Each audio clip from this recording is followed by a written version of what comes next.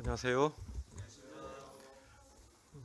오늘 사도행전 20장 말씀을 중심으로 해서 19장과 20장 이렇게 같이 준비된 말씀을 같이 살펴보겠습니다.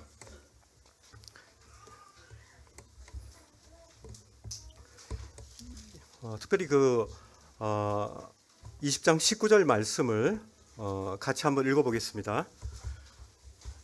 사도행전 20장 19절 말씀입니다. 같이 한 소리로 읽겠습니다. 시작. 곧 모든 겸손과 눈물이며 유대인의 관계로 말미암아 당한 시험을 참고 주를 섬긴 것과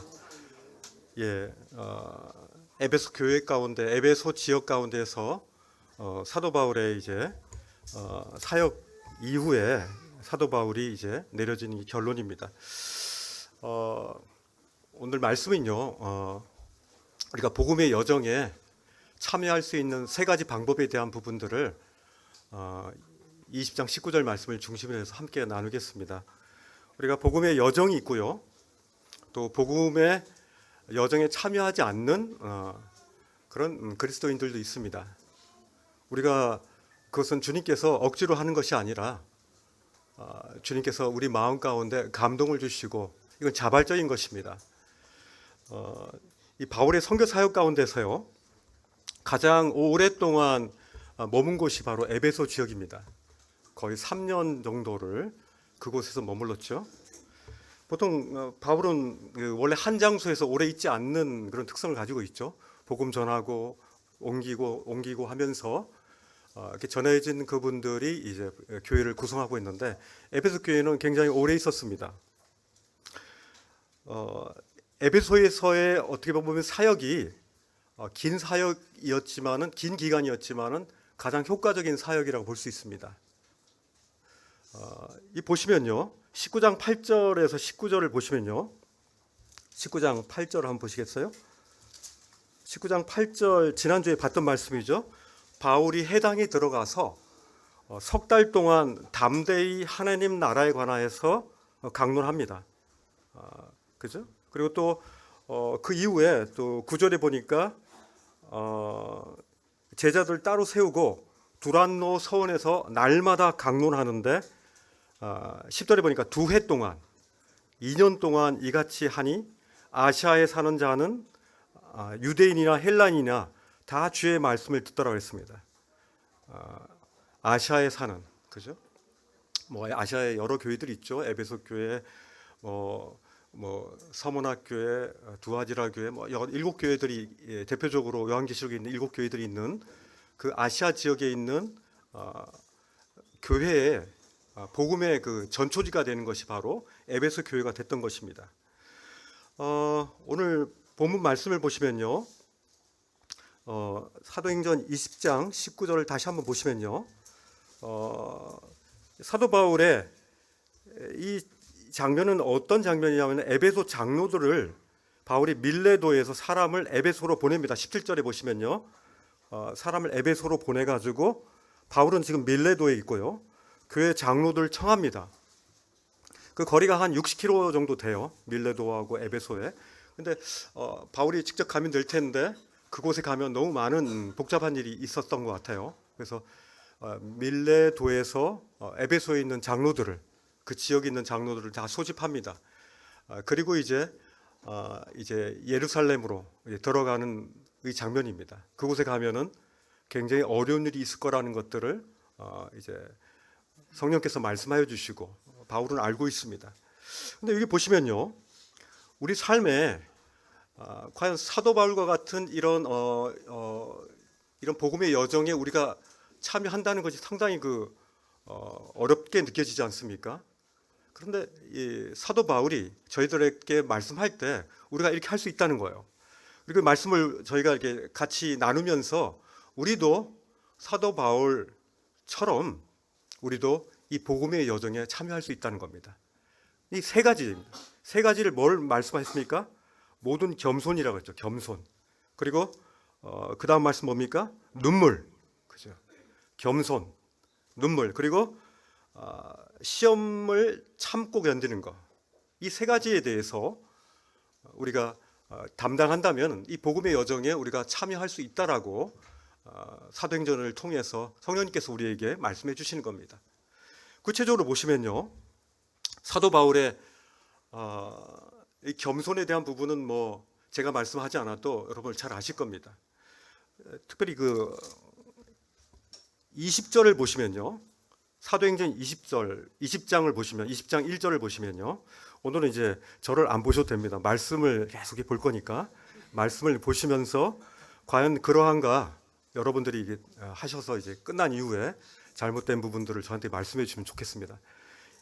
20장 1절을 보시면요, 소요가 그침에 바울은 제자들을 불러 권한 후에 작별하고 떠나 마게도냐로 가니라 이렇게 되어 있습니다. 이 소요가 어떤 소요죠?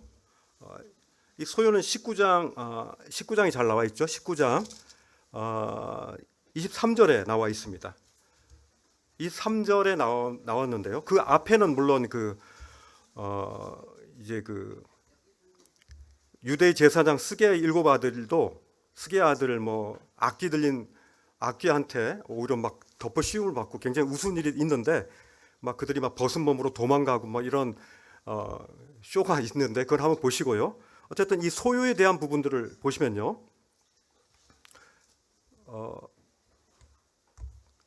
그때 23절에 보니까 그때쯤 돼요.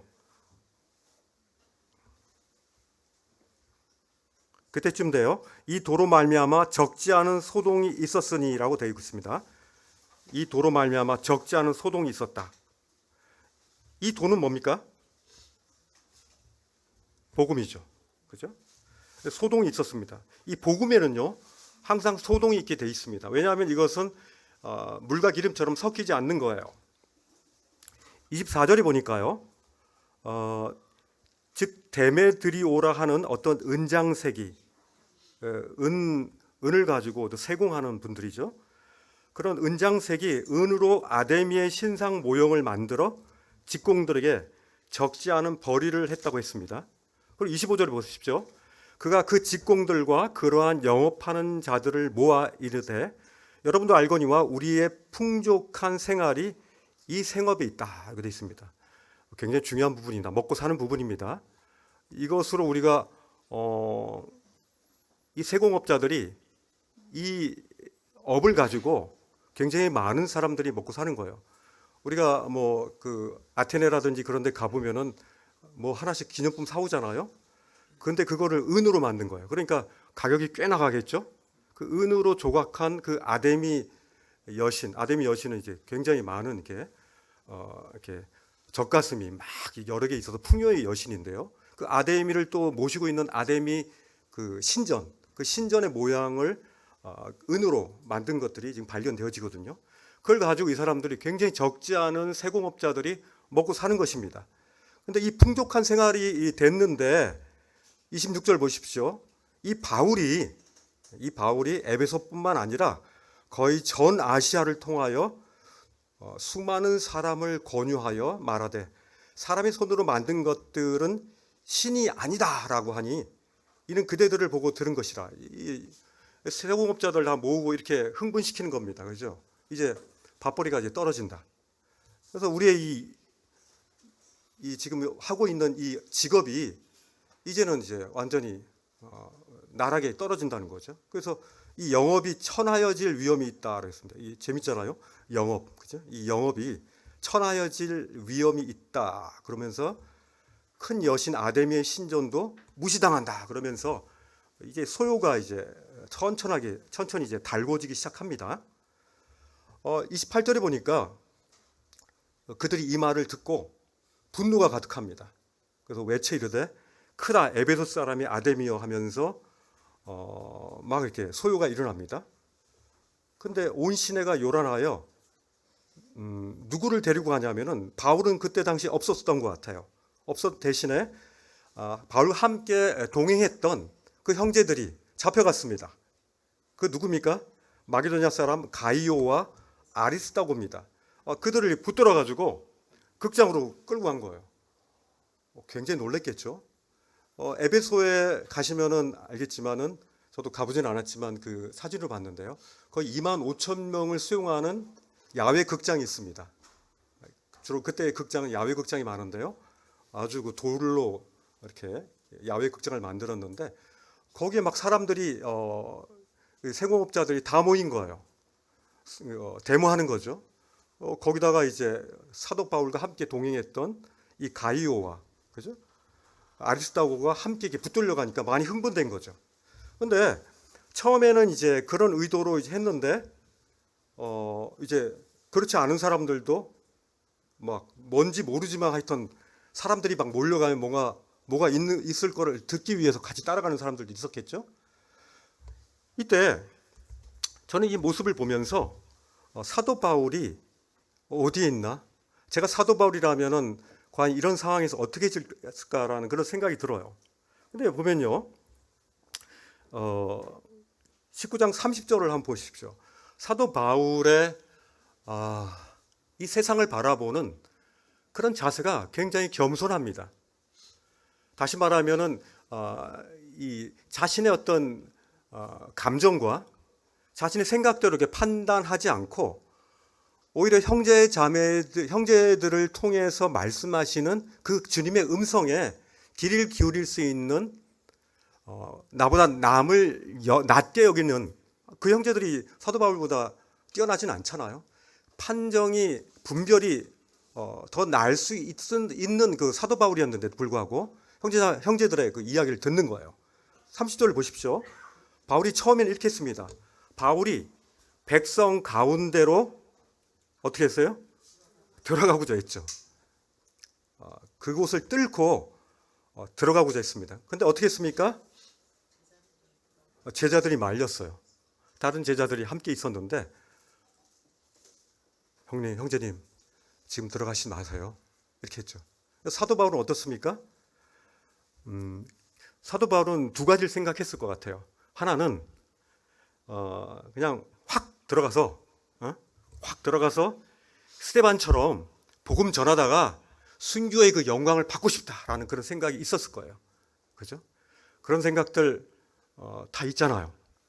핵폭탄처럼 한번 뻥 터트리고 한번 좀 이렇게 주님 나라 가고 싶은 그런 이게 있잖아요. 특별히 그 형제님들 좀 그런 게 있잖아요. 난 이렇게 죽고 싶다 이럴 때 이런 마음이 없었겠습니까? 엄청나게 일어났으니까 사도 바울이 그 백성을 뚫고 그 붙잡힌 그 동료를 향해서 나가고자 하는 마음이 있었을 거예요. 근데요, 그리고 또 얼마나 좋은 기회입니까? 그 많은 사람들이 모였을 때 단회적인 복음 증거를 사도 바울처럼 잘하는 사람이 어디 있습니까? 그 유대인들을 너무나 잘 이해했고 그들을 설득시킬 수 있는 복음의 근거가 너무나 명확하잖아요. 논리가 너무 명확하지 않습니까? 거기서 외치다가 그냥 죽는 거예요. 그들의 피가 내게 돌리지 마옵소서라는 그런 사도 바울의 그런 심정과 같이 동족들에게 복음을 전하고 싶은 마음이 얼마나 꿀떡 같았겠습니까? 그럼에도 불구하고 사도 바울은 그 형제들의 이야기에 경청합니다. 이게 참 놀라운 겸손 같아요. 그죠? 이 우상을 섬기는 이 구도자들에게 복음을 전할 수 있는 기회를 오히려 형제들의 그 권면에서 뺄 수 있는 그런 겸손. 하나님이 형제들 통해서 말씀할 수 있다는 그 개연성을 놓치지 않으려고 하는 이 사도 바울의 이 굉장히 민감한 주님의 음성을 듣고자 하는 이 낮아진 마음. 이건 굉장히 놀라운 것 같습니다. 저는요, 이런 상황에서 이렇게 하고 싶다, 저렇게 하고 싶다. 다른 형제자매의 권면을 경청하기 싫을 때가 있어요. 왜냐하면 내가 너무나 맞기 때문에 이런 분별이 맞기 때문에 이렇게 하면 분명히 망쳐질 거야라고 하는 그런 생각들이 들 때가 있지 않습니까? 나의 경험과 나의 지금까지 달려온 그 여러 가지 사정들을 볼 때 이렇게 하면 잘못될 거라는 걸 알면서도 그걸 멈출 수 있는 게 쉽지가 않은 거예요. 그죠? 근데요, 다른 지체들의 부족한 영적 분별력보다도 주님이 그들을 통해서 말씀할 수 있다라는 그 가능성에 더 마음을 둔 것 같습니다. 빌립보서 2장 3절 4절에 보시면요. 빌립보서 2장 3절 4절에 보시면 이 말씀이 있습니다. 바울은요. 아무 일도 다툼이나 허용으로 하지 말고라고 되어 있습니다. 아무 일에도 어떤 일에도 다툼이나 허용으로 하지 말라. 저는 마음이 많이 찔러요. 왜냐하면 제가 약간 좀 도전적인 좀 기질이 있어서 좀 찔러보는 좀 그게 있거든요. 잘못하면 상처가 될 수 있어요. 근데 아무 일에도 다툼이나 허용으로 하지 말라 그랬거든요. 그리고 오직 겸손한 마음으로 자기보다 남을 낮게 여기면서 이 교회 가운데서 사역을 하라는 겁니다. 이게 이제 사도 바울의 겸손의 그 모습을, 그 태도를 축약한 말씀이라고 볼 수 있어요. 사도 바울은 굉장히 겸손의 그런 성품을 많이 강조합니다. 또 사도 바울은요, 굉장히 단독적으로 진행하지 않아요. 항상 그 제자들하고 그리고 형제들과 함께 같이 동역했습니다. 심지어 자매님들까지도 함께 사역을 함께 진행한 것들을 보게 됩니다.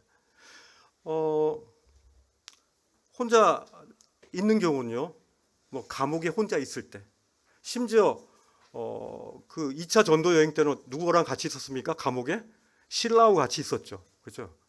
신라하고 같이 있을 때 더 하나님의 놀라운 그런 그 능력들을 경험하는 그런 일들을 보게 되거든요. 그래서 형제자매들하고 같이 하는 걸 너무 좋아했고 그렇게 하기를 성령님께서 원하셨던 것 같아요. 사도 바울이요, 3차 전도 여행을 지금 하고 있는 겁니다. 20장에. 근데 성령님께서 바울을 통해서 굉장히 놀라운 능력을 많이 부여했습니다. 19장 12절 보십시오. 이런 일이 있었어요. 19장 12절에 보면요, 심지어 사람들이 바울의 몸에서 손수건이나 앞치마를 가져다가 병든 사람에게 얹으면 어떻게 된다고요? 그 병이 떠나가고 악귀도 나가더라. 사도 바울의 이 엄청난 능력이 그 당시에 초대교회 때 성령님께서 그에게 그걸 부여하셨습니다. 지금은 사도시대가 아니죠. 사도시대는 그때 하나님께서 성경이 완성되기 전에 하나님의 그런 능력을 부여하신 거예요. 사도 바울은요, 자칫 잘못하다가는 굉장히 교만의 꼭대기에 설 수 있는 정도로 굉장히 어떻게 보면은 겸손하지 않으면 굉장히 그 내침을 받을 수 있는 굉장히 위험한 상태이기도 했습니다. 또 20장 7절에 한번 보십시오. 20장 7절에 보시면요, 왔다 갔다 합니다. 20장 7절에 보면은 유두고 사건이 있죠. 그 유두고 사건에도 사도 바울을 통해서 하나님의 능력을 보여주십니다. 자칫 잘못하면요, 사도 바울은 죽은 자를 살리는 그런 위대한 사람이 될 수가 있어요. 7절에 보시면요, 20장 7절에 보시면 그 주간의 첫날에 안식일 첫날이 언제입니까? 일요일이죠. 지금 우리가 모이는 일요일. 이 일요일 날 우리가 떡을 떼려 모였습니다. 떡을 뗀다는 겁니까? 만찬을 한다는 겁니다. 주님을 기념하는 겁니다. 그렇죠? 주님의 피와 주님의 살을 묵상하면서 주님이 우리를 향한 그 놀라운 사랑을 함께 이렇게 나누는 그런 시간이죠. 이 모였는데 바울이 다음 날 떠나야 돼요. 그래서 말씀을 이제 밤중까지 계속했습니다. 이거 굉장히 쉽지 않은 여정이죠. 다음 날 가야 되니까 하고 싶은 그런 복음의 말씀들이 있었던 것 같아요. 이거는 꼭 에센셜하게 꼭 필수적인 그런 부분이다라는 것들을 지금 그것만 하는 거예요. 짧은 시간 동안에. 근데요, 8절에 보니까 우리가 모인 다락에 있었어요. 윗다락에 있었는데 등불을 많이 폈습니다. 우리 그 실내에다가 등불을 많이 켜면 어떤 현상이 생기죠? 등불을 어두우니까 많이 켰죠. 그러면 어떤 현상이 생깁니까? 지금 여기도 제가 중간에 한번 나갔다가 저쪽 갔다 왔는데 공기가 제가 많이 부족함을 느끼거든요. 느끼시죠? 여기에 불까지 켜면요, 산소가 타버리기 때문에 산소가 부족합니다. 그래서 산소가 부족하면 어떤 현상이 생깁니까? 졸음이 옵니다. 그죠? 그래서 졸음이 옵니다. 그래서 문을 좀 열고 한번 이렇게 밖에 나오는 게 필요한데, 근데 윗다락에서 등불을 많이 켰다고 했습니다. 근데 9절에 유두고라는 청년이 어디에 걸터 앉았다고요? 창에 걸터 앉았는데 깊이 졸았다 그랬어요. 보통 종기 아니라 아주 깊이 졸았다 했습니다. 거의 뭐 제가 이렇게 봐도 가끔 보면은 오늘은 이렇게 조시는 분이 없는데 뒤로 조시는 분도 있고 막 그래요. 옆으로 조는 건 양호한데 뒤로 좁니다. 많이 졸린 겁니다. 그때 저는 이제 말씀을 좀 이렇게 강하게 액센트 있게 하는데 그때 오늘은 제가 말씀을 높일 필요가 없을 것 같아요. 졸음을 이기지 못해서 어떻게 했습니까? 3층 그 다락방이 아마 1층, 2층, 3층으로 됐는데 3층에서 아마 위쪽 다락으로 이렇게 볼 수 있었던 것 같아요. 근데 3층 창에 이렇게 있었는데 창 바깥으로 그냥 떨어져 버린 거예요. 3층에 떨어졌으니까 최소 뭐 예전에 높이가 낮아도 뭐 2m만 해도 뭐 6m 이상이 됐겠죠. 6m에서 떨어지면 어떻게 됩니까? 저희 직원 제가 예전에 다녔던 예전이냐 벌써 회사에 1m 안 되는 곳에서 떨어져 가지고 이게 모든 이렇게 중추가 다 떨어져 나가지고 이렇게 평생을 이렇게 움직이지 못하시는 분 봤거든요. 1m 안 되는 데서 떨어져도 사람이 마비가 됩니다. 근데 6m에서 이상에서 떨어졌으니 어떻게 됐겠습니까? 누가의 판정을 보십시오. 누가는 누굽니까? 의사입니다. 전문가입니다. 그냥 그가 전문가가 떨어진 글을 한번 보십시오. 10절에 보니까 9절에 보니까 누가가 이렇게 적었습니다. 졸음을 이기지 못하여 3층에서 떨어지거늘 그를 일으켜 봤습니다. 일으켜 봤는데 어떻습니까? 죽었는지라. 누가의 판정은 죽음입니다. 죽었습니다. 보통 어떻게 됩니까? 이 떨어졌을 때 보통 어떤 걸 보죠? 의사들이 뭘 봅니까? 우리 막 이렇게 숨쉬나 안 쉬나 귀 이렇게 들어보죠. 심장의 박동이라든지 그의 호흡이라든지 그리고 눈을 이렇게 열어가지고 이렇게 뭐 동공을 막 보더라고요. 저는 잘은 알지 못하지만 이 동공의 움직임에 의해서 그가 사망한 것을 알 수 있다고 그러더라고요. 표면적으로. 누가는 아마 그것을 충분히 봤을 겁니다. 그리고 유두고는 죽었습니다라고 판정했습니다. 그런데 사도 바울은 어떻습니까? 그 엘리야와 엘리사의 그 죽은 사람을 살린 것처럼 똑같은 그런 모습이에요. 그 위에 엎드려 그 시체 위에 엎드려 가지고 그 몸을 안습니다. 그리고 떠들지 마라. 조용히 해라. 그리고 생명이 그에게 있다 하면서 그를 이렇게 살립니다. 이 참 재밌는 장면인데요. 11절에 보니까 그가 이제 살아났어요. 살아나고 나서 와 큰일 했다고 끝나는 게 아닙니다. 그리고 나서도 계속 뭡니까? 올라가 떡을 떼어 먹고라고 했습니다. 이거는 아까는 앞에서는요 떡을 뗀다고 그랬는데 여기서는 유두고가 살아난 이후에는 떡을 떼어서 먹었다고 그랬습니다. 이건 뭡니까? 이건 식사를 했다는 거죠. 애찬을 했다는 겁니다. 이제 제대로 한번 유두고 살았으니까 한번 제대로 한번 올라이트 한번 띄워보자 우리. 올라이트 말씀을 이때 한 겁니다. 우리도 한번 하고 싶지 않습니까? 올라이트 말씀을 이 오랫동안 날이 새기까지 태양이 팍 떠오르는데 계속 사도 바울의 말씀을 듣고 있는 형제 자매들의 이 모습을 보십시오. 그렇죠? 이제 곧 떠날 사도 바울의 그 말씀. 이렇게 사도 바울에 나타난 주님의 능력은 굉장한 것이었습니다. 그럼에도 불구하고 사도 바울은요, 참 이 자신에게 그런 능력이 있지 않다는 것들을 계속 얘기하고 있어요. 아까 계속 우리가 예배 가운데에서 룻에 대한 그 말씀을 많이 했죠. 그 보아스에게서 나는 종보다 못한 저를 이렇게 얘기합니다. 종보다 못한 나를 이렇게 환대해 주시고 그러니까 저의 기쁨이 너무나 넘치나이다라고 이렇게 얘기하는데 이 자세가 이렇습니다. 사도 바울의 자세는요, 바로 종의 겸손한 태도였습니다. 그렇게 끊임없이 주님을 바라보며 의식했기 때문에 그는 이제 그의 인간적인 교만이 튀어나올 때쯤에 그는 그것을 절제할 수 있는 성령님께서 그거를 절제해 주는 그런 충만이 그에게 있었던 것입니다.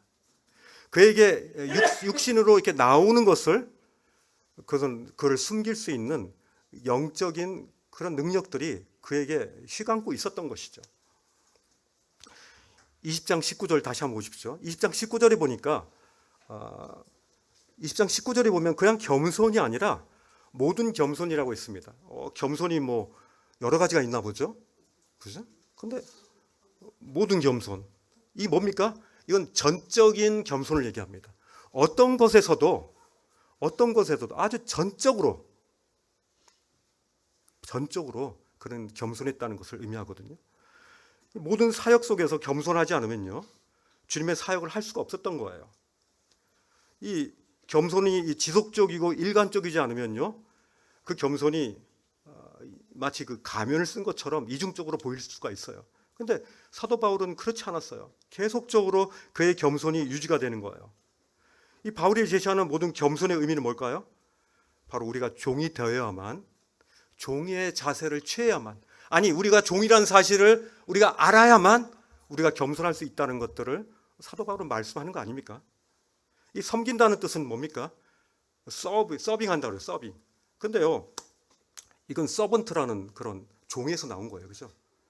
섬기는 사람은요, 종이에요. 그래서 주님도 그렇게 하시지 않습니까? 주님도 종의 모습으로 제자들에게 그렇게 하시는 경우가 많았잖아요. 이 바울 사도는요, 이 종이라는 개념을 사실 두 가지 개념으로 봐요. 부정적인 개념은요, 죄의 노예 상태에서 우리를 탈출시켰다라고, 해방시켰다라는 그런 개념이 있고요. 또 하나는 우리가 주님과의 관계 속에서 우린 종이라는 거예요. 절대로 내가 주인이 아니라는 거예요. 주님과의 이 수직적인 관계 속에서 내가 주인의 위치를 내가 차지한다면 그것은 안 된다는 거예요. 그것은 완전히 망가진다는 거예요. 혼란과 방황이 시작되는 거예요. 그래서 여러 군데서 그리스도의 예수의 종된 나 바울이라고 하셨습니까? 그리스도의 종된 나 바울이라고 계속 서신서에서 자기 자신을 그렇게 소개하고 있는 것입니다. 이 종이란 자기 마음대로 하는 사람이 아니죠. 누구 마음대로 합니까? 주인 마음대로 하면 됩니다. 그죠? 종이 열심히 일했다고 주인님 나 가서 칭찬해줘 하면서 머리 이렇게 갖다 댈 수 있습니까? 그럴 수 없잖아요. 주인님 나 잘했죠 하면서 왜 나 격려 안 해주고 왜 칭찬 안 해주는 거예요? 라고 그렇게 요구할 수는 없는 거예요. 그것은 주인의 자의적으로 주인께서 알아서 하시는 거죠. 그걸 요구할 수 있는 권리가 종에게는 없는 것입니다. 로마서 10장 9절에 보면요, 분명히 나와 있습니다. 주님께서 만일 내 입으로 그 예수를 주로 시인하면, 그죠? 또 하나님께서 그를 죽은 자 가운데서 살리신 것을 내가 믿으면 어떻게 된다고요? 구원을 받는다고 그랬어요. 내가 입으로 우리 다 시인하지 않았습니까? 주님은 나의 주인님이십니다라고 그렇게 다 고백을 한 사람들이에요, 저희가. 그래서 우리가 그거를 잊으면 안 되는 거예요. 굉장히 우리는 이기적인 그런 세대 속에 살고 있습니다. 이기적이지 않으면은 우리는 막대한 손해를 보는 그런 시대에 살고 있습니다. 그것은 초대교회 때나 지금이나 마찬가지입니다. 그래서 여러 책들이 나오죠. 이기적이어야 된다. 좀 이기적이어도 괜찮다 하면서 이기심을 부추깁니다. 그러면서 이기심에 대한 합리화를 이제 객관적으로 이제 퍼뜨리는 거죠. 그렇지 않습니다. 우리 죄된 우리 인간에게 있어서 그 이기심이야말로 바로 자아를 우상시하는 것에 있어서 가장 앞선 것이죠. 이기심은 결코 좋은 것이 아닙니다. 그거는 표면적으로 드러나지 않았을 뿐이지 모든 사람들에게서 이기심에서 모든 것들이, 모든 효율이, 모든 실적들이 다 거기서 나오는 것이죠. 그럼에도 불구하고 성경은 그렇지 않다는 거죠. 성경은 우리가 종이라는 겁니다. 그 이기심에서 종의 자세로 옮기라는 것이 바로 성경의 원리인 것입니다. 고린도전서 4장 6절에 보면요, 바울이 고린도에게 다음과 같은 이렇게 메시지를 씁니다. 한번 찾아보시죠. 고린도전서 4장 6절 보시면요. 형제들아 내가 너희를 위하여 일에 나와 아볼로를 들어서 본을 보였으니 이는 너희로 하여금 기록된 말씀 밖으로 넘어가지 말라 한 것을 우리에게서 배워 서로 대적하여 교만한 마음을 가지지 말게 하려 함이라. 그죠? 사도 바울은요. 우리에게서 배워 서로 대적하여 교만한 마음을 가지지 말라는 거예요. 너희가 기록된 말씀 밖으로 나가지 말라는 거예요. 우리의 테두리는요. 우리의 울타리는요. 예수님께서 우리 쳐놓은 우리 양들의 그 울타리, 그것은 바로 말씀의 울타리입니다. 그 말씀의 울타리를 넘어가는 순간 우린 변질되기 시작하고요. 우린 이기적으로 돼버리고요. 아니 이기적으로 됐으나 우린 금방 해결할 수 있는데 해결할 수 없는 그런 세상의 이기심의 조류에 우리는 휘말리게 되는 것이에요. 그 말씀의 울타리 밖으로 나가면. 그래서 7절 말씀을 보시면요. 고린도전서 4장 7절에 보시면 누가 너를 남달리 구별하느냐 내게 있는 것 중에 받지 아니한 것이 무엇이냐 내가 받았은즉 어찌하여 받지 아니한 것 같이 자랑하느냐. 우리가 왜 교만해진 줄 아세요? 우리가 왜 겸손해지기 어려운 줄 아세요? 그것은요. 내가 무엇을 너보다 더 가지고 있다고 생각하기 때문에 그래요. 네가 갖고 있지 않은 걸 난 가지고 있다. 그런데요. 그 가진 것이 내가 가진 게 아니잖아요. 내가 스스로 취한 것이 내가 만든 것이 아니잖아요. 주님에게서 받은 거잖아요. 그죠? 장소만 이동한 것뿐이에요. 그죠? 내가 그런 그릇이 되기 때문에 주님이 나의 그릇에 그것을 담아줬을 뿐이죠. 그것은 내 거가 아니라는 거예요. 그것이 바로 사도 바울이 우리가 교만하지 않고 겸손해질 수 있는 근거라는 거예요. 네 거 아니잖아. 근데 왜 네 거 아닌 거 가지고 자랑해? 그죠? 네 거 아닌 거 가지고 왜 자랑하냐고. 우리에게 가진 것으로 우리가 자랑할 수 있는 게 뭐가 있습니까? 재물? 지식? 학? 가방끈 긴 거? 건강? 우리 거 아니잖아요. 자랑할 수 없어요. 그죠? 자랑할 수 없단 말입니다. 그것이 사도 바울이 말씀하는 그 요지인 것입니다. 사도행전 20장 33절에도요. 이렇게 돼 있습니다. 사도 바울은요. 사도행전 20장 33절에 내가 아무의 은이나 금이나 의복을 탐하지 아니하였고라고 했습니다. 이 3차 전도 여행을 하면서 사도 바울은 결코 그런 것을 탐하지 않았다는 거예요. 요즘 금값 많이 올라가죠? 은값도. 근데 여기 보면 의복도 있습니다. 여성분들 의복 좋아하죠? 탐하지 아니었다고 그랬어요. 금이나 은이나 의복을 탐하지 아니하였고 이 손으로 나와 동행들이 이 손으로 내가 수고해서 나뿐만 아니라 동료들까지도 충당했다고 되어 있습니다. 이 바울이 탐심을 극복할 수 있었던 것도요. 바로 주님을 바라봤기 때문에 그래요. 이 모든 것들이 내 거가 아니라는 거예요. 이러한 철저한 종의 정신, 이 종됨의 그 위치를 매일매일 확인한 거예요. 이 어느 정도 이것이 종의 마음을 사도 바울이 이걸 유지했냐면요. 사도행전 20장 24절에 보세요. 오늘 말씀 좀 지나서 24절에 보면 같이 한번 읽어보겠습니다. 내가 달려갈 길과 주 예수께 받은 사명 곧 하나님의 은혜의 복음을 증언하는 일을 마치라면은 나의 생명조차도 조금도 귀한 것으로 여기지 아니하노라. 자기의 생명조차도 자기 것으로 여기지 않는 굉장히 숭고한 마음이죠. 참 제 마음도 거기까지 가길 원합니다. 그렇게 인지하고 그렇게 삶의 행동까지도 그렇게 되기를 원하는 마음이 있어요. 그렇죠? 근데 주께로 받은 생명이기 때문에 그렇게 아낄 필요가 없다는 거죠. 이것이 바로 종의 태도입니다. 이것이 바울로 하여금 그의 사역을 모든 겸손으로 진행할 수 있었던 근거인 것입니다. 이것이 겸손의 의미이기도 하고요. 20장 19절에 보면은 겸손뿐 아니라 또 눈물이 나옵니다. 그죠? 눈물을 보십시오. 우리가 사도행전 20장만 보면요. 사도 바울이 눈물이라는 단어를 자주 사용하는 것을 보게 돼요. 19절뿐만 아니라 20장 31절에도 그게 나옵니다. 20장 31절에 보면 같이 읽겠습니다. 그러므로 여러분이 일깨어 내가 3년이나 밤낮 쉬지 않고 눈물로 각 사람을 훈계하던 것을 기억하라. 사도 바울의 사역은요, 가장 핵심은 눈물의 사역이었다고 저는 봅니다. 이 부분에서 참 제 마음이 너무 이렇게 우리 그 레벨링이라 그러죠. 이거에서 너무 제가 이렇게 이게 제 마음이 이 말씀을 준비하면서 너무 이렇게 어떻게 보면 좀 죄송하더라고요. 나는 눈물의 사역을 하고 있나 이런 생각이 들더라고요. 제 마음이 건조해지고 나의 동공이 이 눈물이 이제 들어오지 않는 이런 것이 나에게 무슨 의미가 있나? 정말 눈물이 실렀다는 것은 뭡니까?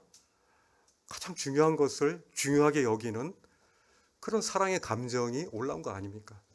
그런데 그것을 그냥 일로서, 그냥 사역으로서, 종교적으로 이렇게 한다면은 그건 참 비극적인 일이라고 생각이 되었어요.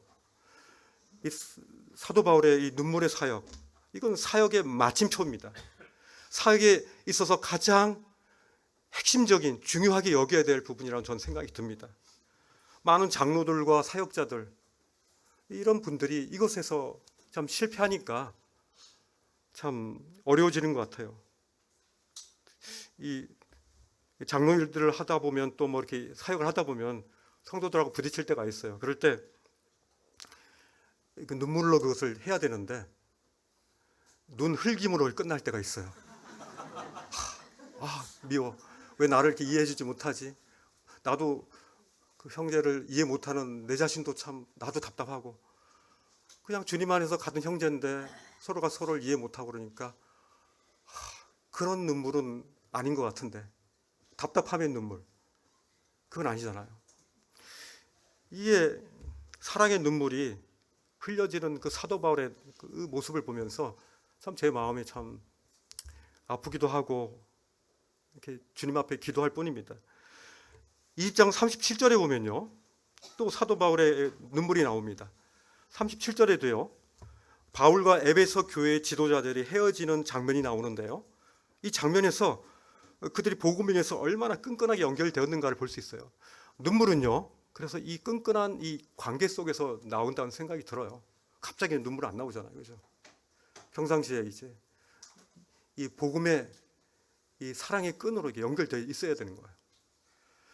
이 37절에 보니까 어떻게 되어 있습니까? 다 크게 울며. 크게 운다는 게 어떻게 우는 겁니까? 엉엉 막 우는 거죠.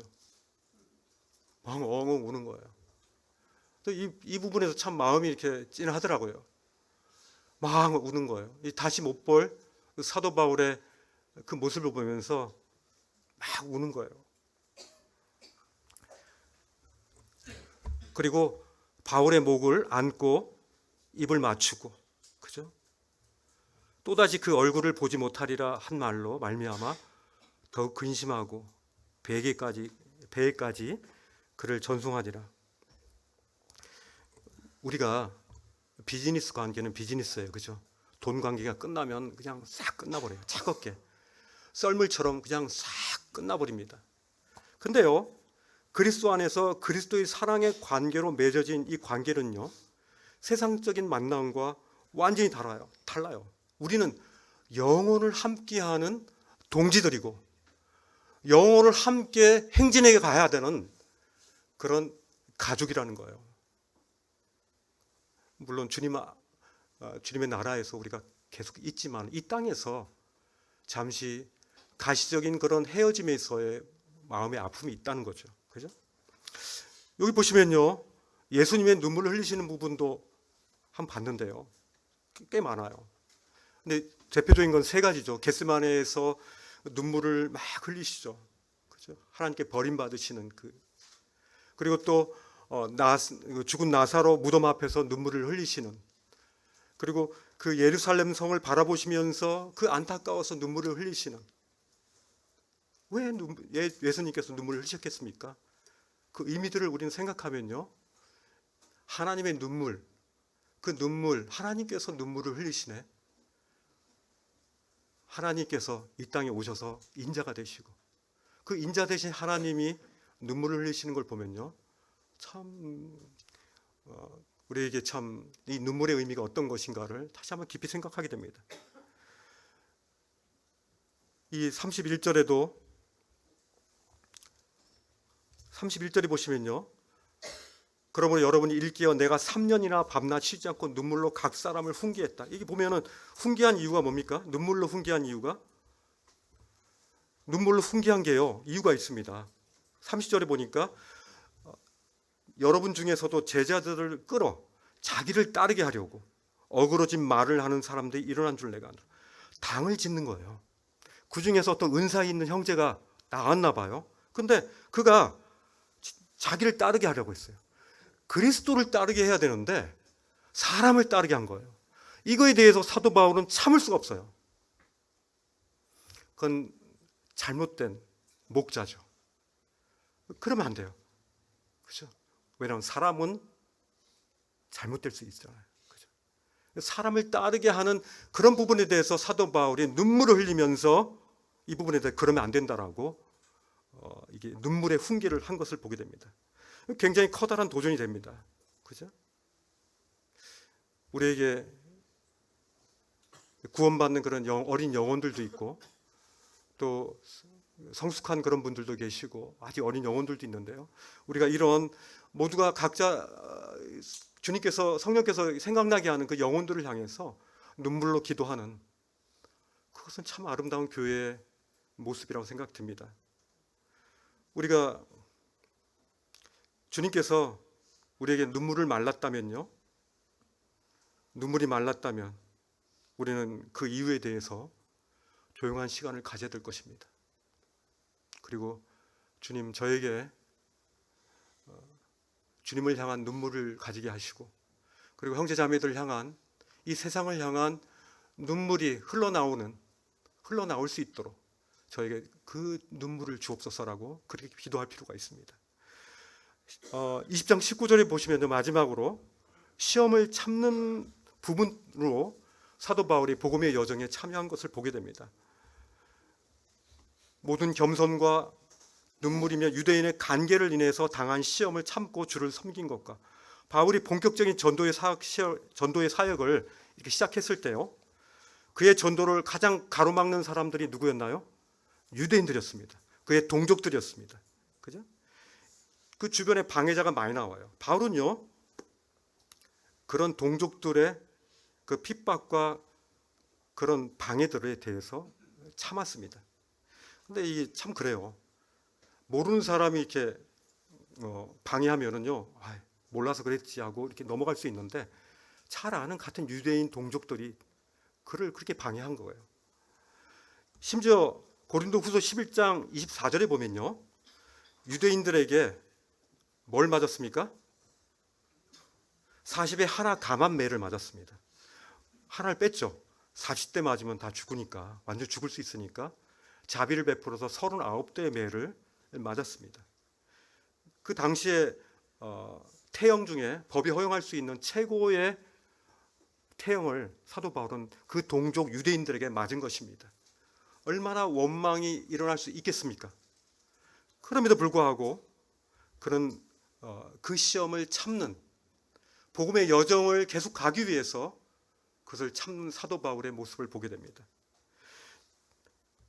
이 자기 동족들에게 받은 고난을 보면요, 재미있는 말씀이 있습니다. 자기 동족들에게 이런 고난을 받았는데 굉장히 흥미로운 부분이 있어요. 데살로니가 전서 2장 14절 한번 보세요. 데살로니가 전서 2장 14절에 보시면요, 아주 흥미있는 말씀이 있는데요, 형제들아, 너희가 그리스도 예수 안에서 유대인은 하나님의 교회를 본받는 자 되었으니 그들이 유대인들에게 고난을 받은 것 같이 너희도 동족에게서 동일한 고난을 받느니라. 제가 나 바울이 유대인들에게 고난을 받은 것처럼 데살로니카 사는 여러분들도 여러분들의 동족들에게 고난을 받을 것입니다 라고 얘기하고 있는 거예요. 그죠? 저희들에게도 저희 주변 사람들에 의해서 여러분들이 고난을 받을 것입니다 라고 전제하는 거예요. 아싸리. 그냥 가능성이 그냥 100%예요. 이 고난은요, 굉장히 가까운 사람들에게 온다는 거예요. 에베소에 있을 때는 에베소 사람들 있는 유대인들에게서, 데살로니가에서 있을 때는 데살로니가에 있는 가까운 사람들에게서. 그죠? 저희도 마찬가지겠죠. 이런 굉장히 놀라운 것이죠. 이런 고난이 가까운 사람에게서 온다는 것. 24절의 고백에서요, 이 사도 바울의 이런 분명한 이 복음의 이 사명의 의식이 목적이 분명하지 않으면 그런 포기했을 거예요. 우리 동족들도 이렇게 원하지 않는데 왜 내가 꼭 이래야만 되는가? 내가 사랑하는 그 사람들이 나에게 그걸 원하지 않는데 내가 꼭 이래야만 되나? 이렇게 인간적인 그런 심경의 변화가 생길 수 있어요. 그러나 그는 복음을 향해서 달려가고자 하는 강력한 목적 의식이 있었던 거예요. 20장 24절에 보시면요, 이렇게 되어 있습니다. 내가 달려갈 길과 주 예수께 받은 사명, 곧 하나님의 은혜의 복음을 증언한 일을 마치려 하면은 나의 생명조차 조금 더 귀한 것을 여기지 아니하는 거예요. 사도 바울이 이렇게 겸손하고 눈물을 흘리며 인내할 수 있었던 근원이 바로 어디 있다고요? 분명한 목적이 있었죠. 근데 이 목적 뒤에 저는 굉장히 중요한 부분이 있다고 생각됩니다. 사도 바울이 이렇게 우리도 못할 것 같잖아요. 이런 겸손과 이런 눈물과 이런 인내를 우리가 가지기가 쉽지 않잖아요. 근데 우리는 할 수 있어요. 왜냐면요, 제가 가장 힘들었을 때가 있었어요. 구원받고 나서 이제 잘 신앙생활하다가 정말 으쌰으쌰 하면서 그냥 복음도 많이 전하고 했는데 저에게 너무너무 어려웠던 적이 있었는데요. 제게 있는 그런 조그만 죄들이 저로 하여금 굉장히 저를 많이 정죄하고 어렵게 했어요. 어느 날 그 금요일 날 기도 집회였는데, 그때는 한 기도 집회를 한 새벽에 했었어요. 그때가 한 새벽 1시 정도 됐습니다. 그때 저는 같이 기도할 수가 없었어요. 제 마음이 기도할 수 없었어요. 이 거룩한 형제들하고 같이 저는 할 수가 없었어요. 저는 그 자리를 빠져나왔습니다. 그리고 이제 한강변을 거닐면서 죽고 싶다는 생각이 들었어요. 이렇게 사느니 주님 나라 빨리 가는 게 낫지 않는가? 너무 저 자신을 너무 정죄하는 거예요. 밤새 이제 제가 방황하면서 밤새 걸은 적이 있습니다. 그리고 새벽 한 6시 되니까 해가 떠오르더라고요. 그리고 집에, 그 당시에 집이 방배동이었는데 그 방배동 집에 도착하고 제가 쓰러졌어요. 그때 주님이 저에게 주셨던 그 말씀이 있어요. 눈 딱 뜨는데 로마서 생각이 들어요. 로마서를 1장부터 쭉 읽기 시작했어요. 그리고 나서 이제 로마서 7장에 그 사도 바울과 굉장히 제가 동기화가 많이 됐어요. 사도 바울도 이랬네. 그런데 사도 8장에 그러므로라고 돼 있더라고요. 그러므로 그리스도 예수 안에 있는 자에게는 결코 정죄함이 없다는 거예요. 그게 저한테 너무, 정죄함이 없다고? 난 있는데 하면서 이렇게 하면서 그 이후의 말씀이 그리스도 예수 안에서 생명의 성령의 법이 너를 죄와 사망에서 너를 해방했다는 거예요. 그 말씀을 듣는데 마치 그 포로 수용소에서 제가 나온 것 같이 나오는 거예요. 너무 담대했어요. 그 뒤로부터 한 번도 제가 그런 어려움을 겪지는 않았습니다. 그런 침체 겪지는 않았어요. 사망의 법에서, 죄와 사망의 법에서 누구도 정죄치 않고 생명의 성령의 법이 이제 저를 주관한다는 것들을 알게 됐어요. 저는요, 이렇게 모든 겸손과 이 눈물과 이런 오래 참음을 이 사도 바울은 이 해방의 이 놀라운 이 자유함으로 그가 있었기 때문에 가능했다고 봐요. 그리고요, 이 사도 바울은요, 예수님의 이 말씀을 되게 기억했던 것 같아요. 왜냐하면 예수님과 함께 예수 그리스도 안에서 그가 무엇을 공급받았는가 중요합니다. 우리는요, 마치 그 한 개의 그릇과 같습니다. 그래서 우리가 구원받아서 그릇이 만들어졌어요. 새 생명의 그릇이에요. 그런데 어떻습니까? 이 그릇 안에 이 물이 조금 있는 거예요. 그러니까 이걸 가지고 내가 홀짝홀짝 먹기도 하고 다른 사람 나눠주기도 하죠. 근데 봉사를 하고 뭐 섬긴다고 해가지고 딴 사람들이 나눠줘요. 이렇게 나눠줍니다. 나눠주는데 내 그릇에 아무것도 없네. 곰핍한 거예요. 괜히 했네, 손해봤네 하면서 어떤 일을 하면서 건조하고 그리고 막 공허해지고 내가 이렇게 이건 아닌 것 같은데 하면서 그런 공허함이 있는 거예요. 왜 그렇습니까? 저는요, 그리스도 안에서 그리스도로 말미암아 붙어 있으면서 그리스도로 붙어 있을 뿐만 아니라 그리스도로 공급받아야 된다는 거예요. 그게 뭡니까? 요한복음 7장에 나오는 7장 37절 38절에 나오는 예수 그리스도의 이 음성을 들어야 돼요. 명절 끝날 곧 마지막 날. 명절이 뭡니까? 초막절이죠. 초막절이 그 광야에서의 그것을 기억해 가지고 7일 동안 지내고 마지막 날 7일째 명절 끝날 그 큰 날이라고 합니다. 그레이트 데이죠. 큰 날에 예수께서 서십니다. 서서 예수님께서 외쳐 가라사대 누구든지 목마르거든, 그죠? 누구든지 목마르거든 내게로 와서 마시라 그러는 거예요. 그죠? 놀랍지 않습니까? 나를 믿는 자는 성경에 이른 것 같이 그 배에서 생수의 강이 어떻게 된다고요? 흘러넘친다는 거예요. 아, 먼저 내 거가 채워줘야 되는구나. 내 안에서 주님으로 그 다음에 이것은 이제 앞으로 오실 성령에 대해서 말씀하는 것이라고 예수님께서 말씀하거든요. 그 다음 절에 앞으로 오실 성령님에 대해서 말씀하는 그 성령님이 내 안에서 그 생수의 강이 흘러 넘치는 것처럼 내 안에서 성령이 계시고 빈궁한 것이 아니라 흘러 넘칠 때 그 흘러 넘치는 것으로 다른 분들의 그릇에 부어주는 거예요. 이럴 때 풍성함이 있는 거예요. 그죠? 와, 이것이 바로 세상을 이길 수 있는 능력이에요.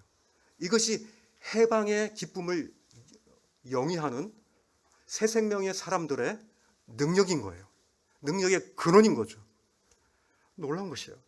이것이 바로 우리가 겸손할 수 있고요. 모든 겸손과 모든 눈물과 그리고 오래 참을 수 있는 바로 근거가 되는 겁니다. 얼마나 놀랐습니까? 제 개인적으로는 그것이 참 지금도 잊혀지지 않는 거예요. 이제 말씀을 마쳐야 될 것 같습니다. 신명기 33장 25절에 보면요, 이런 말씀이 있어요. 내 사는 날을 따라서 능력이 있으리로다. 굉장한 말씀입니다. 내가 사는 날을 따라서 하나님의 그 능력이 내게 있는 거예요. 왜? 생수의 강이 내게서 계속 흘러나오기 때문에. 그리고 강가에 있는 그 나무들이 계속 열매를 맺는 거예요. 왜? 물을 빨아들이기 때문에. 그 물을 섭취하기 때문에 열매를 맺어서 다른 이들에게 줄 수가 있는 거예요. 이것이 바로 해방의 기쁨인 거예요. 해방의 특권이기도 합니다. 그런데요, 문제가 있어요. 종종 우리는 나가 떨어지죠. 그때 주님은 요한복음 13장의 말씀처럼 내가 너를 씻기지 아니하면 너는 나와 상관이 없다고 합니다. 주님께서 그럴 때 우리가 연약한 모습을 보이고 죄를 짓고 음치를 들었을 때 우리 주님은요, 대야에다 물을 뜨시고 그리고 수건을 감으시고 우리의 그 오염되어지고 왜곡되어진 그 부위를 주님은 정결하게 씻기시는 겁니다. 그래야지 우리가 주님과 관계하는 거예요. 이미 우리의 죄는 다 용서되었지만 우리 스스로도 우리 자신을 용서할 수 없는 그런 정죄의 감정 속에 휘말릴 때 우리 주님은요, 세숫대야에 물을 뜨시고 그 말씀의 물로 우리를 깨끗하게 정결하게 거룩하게 우리를 씻기시는 거예요. 주님은 얼마나 좋으신 분인지 몰라요. 주님께 눈을 떼지 마십시다. 그리고 주님 앞에, 주님 안에 붙어 있으세요. 붙어 있을 뿐만 아니라 주님으로 말미암아 생수의 근원 되신 주님과 연결되셔서 그분으로 말씀을 공급받으시는 거예요. 이것이 바로 사도 바울의 복음의 여정에 참여하는 이 세 가지를 할 수 있는 그런 능력의 근거인 것입니다. 기도하고 마치겠습니다. 주님 감사합니다. 오늘 사도 바울이